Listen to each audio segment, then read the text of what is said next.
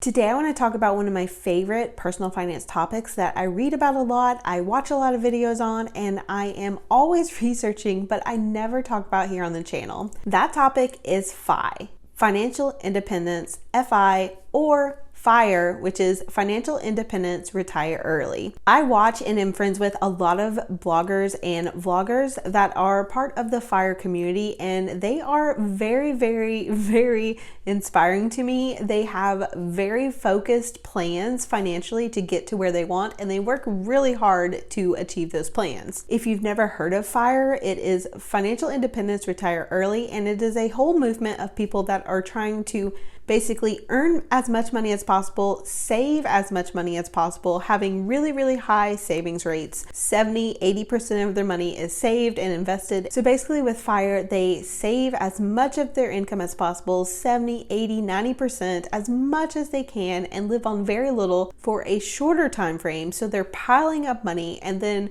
in 10, 15 years, they're able to fully retire because they have enough money saved up on the side that is then invested and working for them. So they're earning money every single year and can live off their investments. FIRE is something that is very intriguing. It's very interesting, and they have a very passionate community because people that are doing it are very focused and very into it. It also has a lot of detractors, people that say it's not possible, say it's impossible, say it's just not realistic, it wouldn't work for most people, which I agree is true. And it has a lot of really famous personal finance people that are just completely against it. I first discovered FIRE through a blogger named Mr. Money Mustache. He is pretty iconic in that community, and he has a lot of blog posts about financial independence and retiring early and creating income and saving as much as possible. He has one really, really interesting post that is the shocking math behind early retirement. And that post shows you how the math behind this movement really works and how people are trying to achieve it by earning as much money as possible and saving, investing huge chunks of their income. The number one concept behind this whole theory is savings rate. So your rate of savings has to be very high. You have to put more money into savings and investments than you're actually spending on your day-to-day life. So a lot of people take it very extreme and live very, very frugally now so that they can hopefully save up enough to retire and usually quit their jobs and do whatever they want for the rest of their lives. If you're in a job you hate, it sounds very, very appealing because you don't want to work in a job you hate forever. If you love your career, people generally don't gravitate toward this, but if you're in a career that you hate or a specific job that you hate and you want to get out sooner, a lot of people will focus on this to take away from the negative feelings that they feel at work and channel that energy into something positive and productive. And of course, we all know that there are a lot of really wealthy people that have been living off of their investments and off of family money for years and years. So the concept is not new. It's just more achievable now for the everyday person who maybe starts out middle class or upper middle class and then is able to use their money wisely to achieve this type of lifestyle. I have been a fan of this for a while, so I want to go over some of the pros and cons and thoughts that I have on the movement and whether or not is something that we will personally be pursuing now that we've paid off debt and are only down to our mortgage. So let's go over the pros first. Pro, I think it is very motivational and it gets people on the right track, and it can be something that gives them something to kind of focus their life around. So if you don't have a focus in another area, if you're missing something in your life, you can have this focused community and goal. Pro, achieving financial independence at any time is really, really a good thing, and having the freedom to make choices in your life without having to worry about money is a goal that I personally have, and it's a goal that a lot of people have. It feels really good to not have to worry about going to work or worrying about being fired or losing your job. And having that money set aside so that you're financially independent and not dependent on a job or having to make certain choices is very freeing and something that most of us want to achieve. Another pro is that you retire early enough to actually enjoy retirement. A lot of us won't have that option, and retiring when you're 70, which is the retirement age for a lot of people. I know some people work into their 70s. That just doesn't sound fun because a lot of us will have health problems by the time we're that age. So we'll have a less exciting life and have the ability to do less. Another pro is it gives you a different type of job security. So if you've been saving 75% of your income while you've been working, it is not going to be as scary for you to lose a job. 2020 taught us that you can lose your job at any time through no fault of your own, and having all of that money saved from pursuing financial independence really gives you a different type of security, because if you do lose your job, it isn't as scary.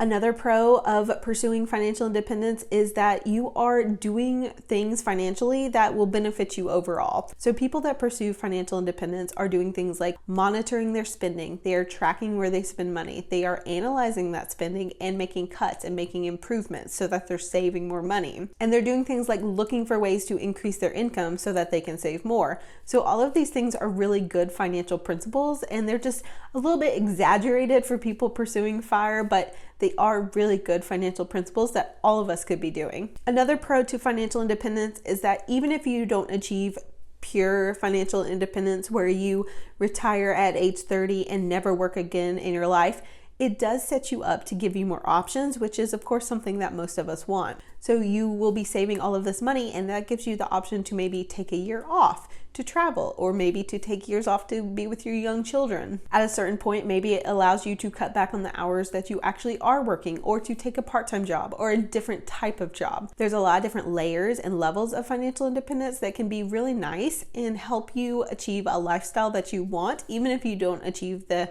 pure financial independence, retire early situation. Okay, and now let's talk about the cons of financial independence, retire early movement, because there are some cons, and I think that those have been pointed out a lot in these areas and definitely by outsider financial gurus, but it's good to always balance the pros of a movement with the cons. So first con is that it takes a lot of sacrifice, and I mean a lot. To save 75 to 80% of your income, it does take a lot of sacrifice. You're gonna cut out things that you maybe would prefer to have in your budget, and you're gonna have to give those up for several years, if not a decade, to get to where you wanna be. One of the most common criticisms and cons I see of financial independence is that you are living a miserable life kind of in the beginning, just to live a miserable life later. Because even if you're saving up 80% of your income, you're likely not going to have enough to live a lavish lifestyle. So you're going from this very, very frugal life where you save everything to a life where you maybe spend slightly more, but you still barely spend because you know you have to keep that money going for 60 years. And for a lot of us that don't like being frugal, like myself, that can seem kind of miserable, and it looks on both sides to be kind of like you're living a lesser version of your life just to live another lesser version but not have a job later. Another con, especially of the retiring early part of financial independence, retire early, is that you're going to be bored without a job.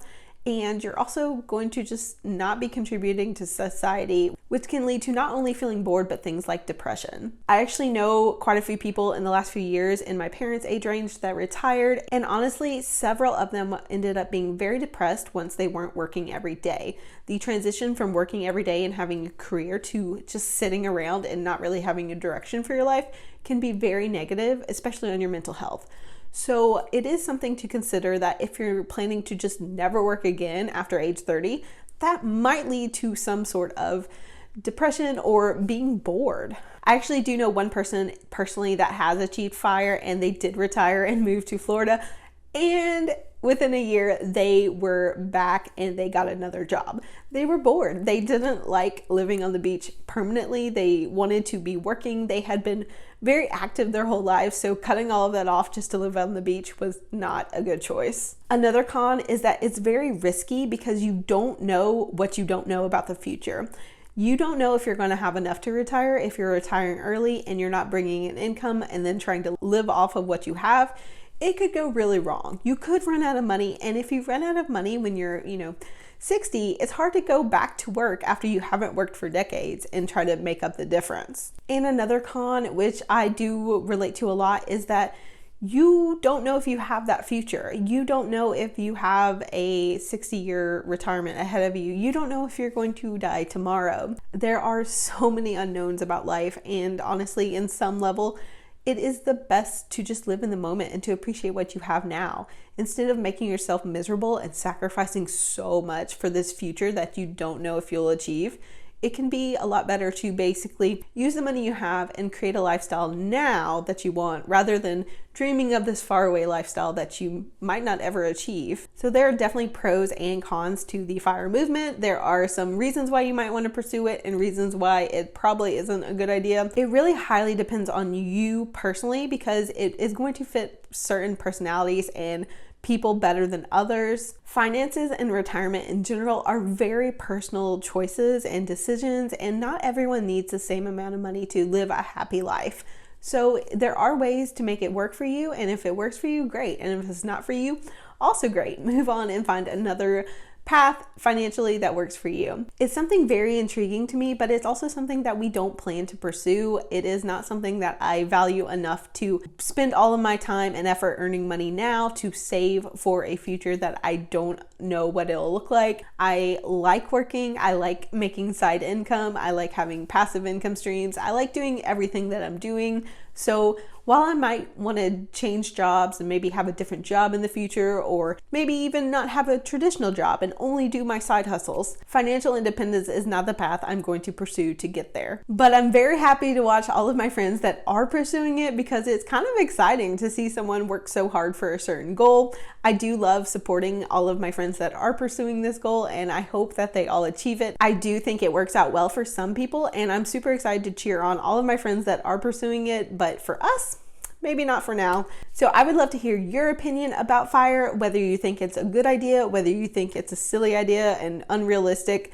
There are a lot of very different opinions about it on the internet, so I would love to hear what my audience thinks about it. Let me know in the comment section down below, and then make sure you check out this next video. It is definitely going to be a good one, and I will see you in the next video.